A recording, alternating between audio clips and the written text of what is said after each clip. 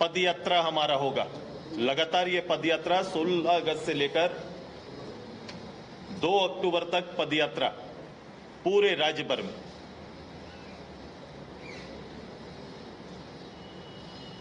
ये निर्वाण पदयात्रा होगा।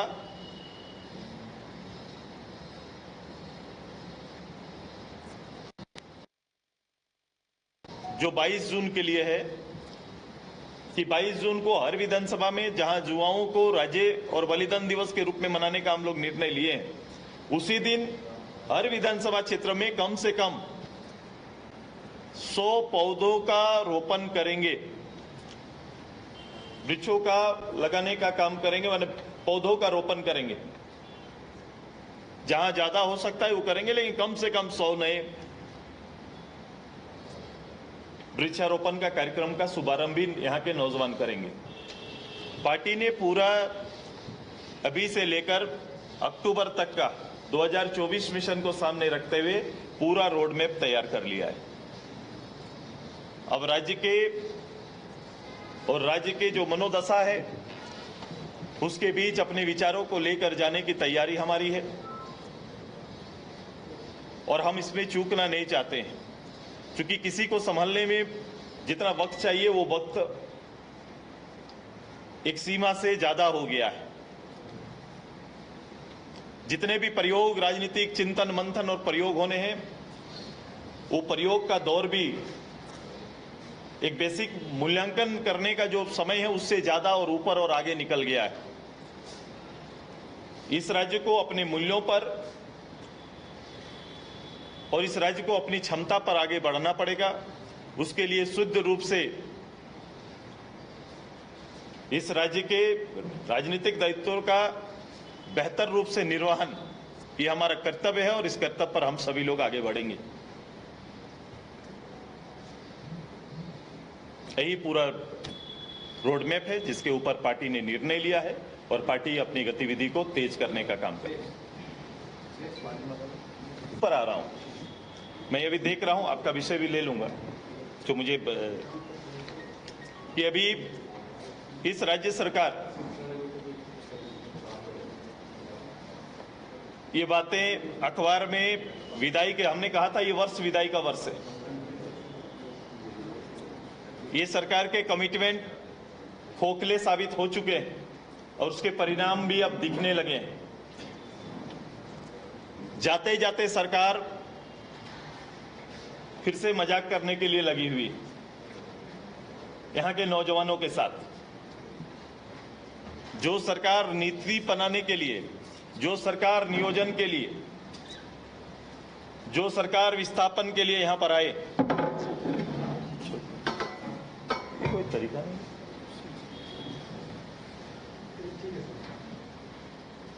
विस्थापन के लिए आए, नीति बनाने के लिए आए, तीनों ही नीति जिसको फोकस करके राज्य के नौजवानों को भटकाने का काम किया था, इस तीनों के तीनों नीतियों पर केवल राजनीति करके इन्होंने छोड़ दिया है।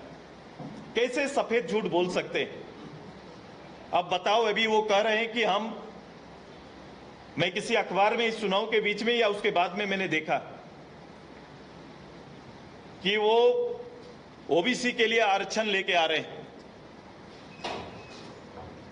आयोग ने 27% आरक्षण देने का प्रस्ताव सरकार को भेजा है। आप सभी को याद होगा कि आयोग के इस फैसले से पहले ही इस सरकार ने आनन फानन में विधानसभा के अंदर में स्थानीय नीति और आरक्षण की सीमा को बढ़ाकर एक प्रस्ताव लेके आके सीधे सेंट्रल को या राज्यपाल महोदय को रेफर किया, बिना किसी आंकड़ा का, बिना किसी डाटा का। आप कोई चीज अगर आरक्षण की सीमा बढ़ाएंगे तो आरक्षण के तर्क भी तो रखने पड़ेंगे। ये सारे चीजों को ना तैयार करते हुए उन्होंने आनन फानन में इन चीजों को तैयार करके केवल जनता के आइवास के लिए और मीडिया केवल एक इवेंट के लिए ये काम कर देते हैं। जवाबदेही नाम का कोई चीज नहीं है। अब फिर से उसके प्रस्ताव को लेके आने के बातें चर्चा चल रही है, उनके प्रस्ताव आने के बाद बोल रहे हैं कि हम इस आरक्षण को देंगे।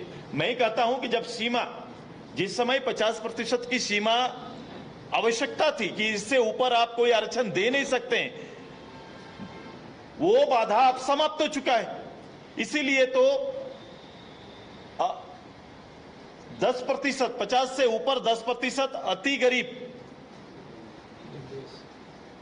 क्षेत्र में भी जो इस कंडीशन में नहीं आते थे, वैसे समाज को भी 10% का गरीबी को आधार मानते हुए, उसकी आर्थिक स्थिति को आधार मानते हुए आरक्षण देने का निर्णय आ गया। जब यह सीमा टूट गया तब अब 27% की बात कहां आती है। मैं तो कहता हूं कि चूंकि उनके नेता देश भर में इस पूरे लोकसभा चुनाव में यह कहते हुए गए कि भाई हमारी सरकार आएगी, जातीय जनगणना कराएंगे।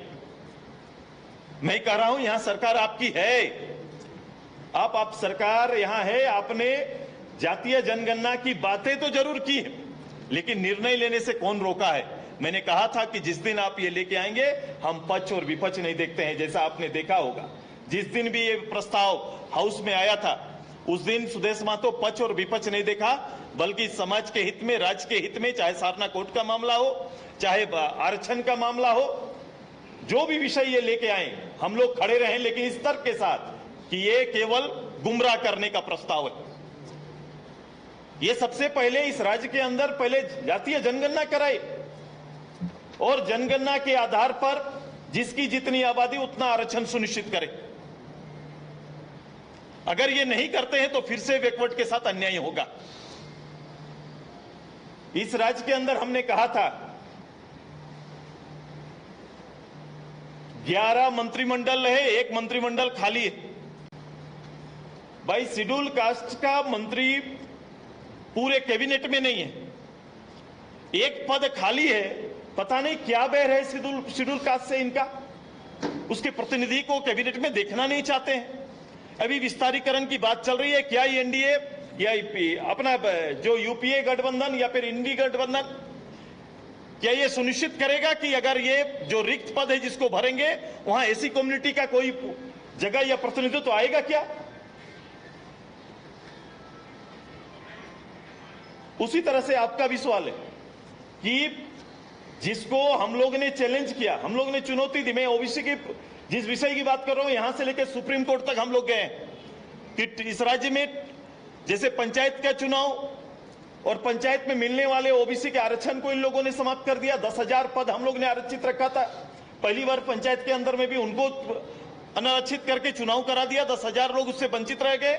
नगर इकाई में उसी तरह से आए थे, फिर हम लोग कोर्ट का सहारा लिए और कोर्ट का डायरेक्शन है सरकार को कि ट्रिपल टेस्ट करा लीजिए, उसके बाद आप आरक्षण की सीमा तय करते हुए आप चुनाव कराइए, लेकिन सरकार कराना नहीं चाहती है।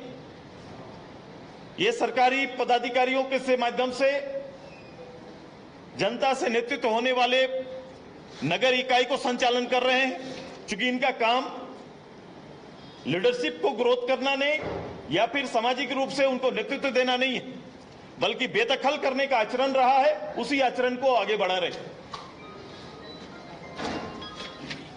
और कोई रिजर्व सीटों का भी है, जब ज्यादातर रिजर्व सीट उनके खाते में चलेगा। आपको इसके पहले के भी रिकॉर्ड्स, पार्लियामेंट और असेंबली के रिकॉर्ड्स को थोड़ा अलग अलग करके देखना पड़ेगा। आप चले जाओ, पीछे चले जाओ और उसके परिणाम को देखो।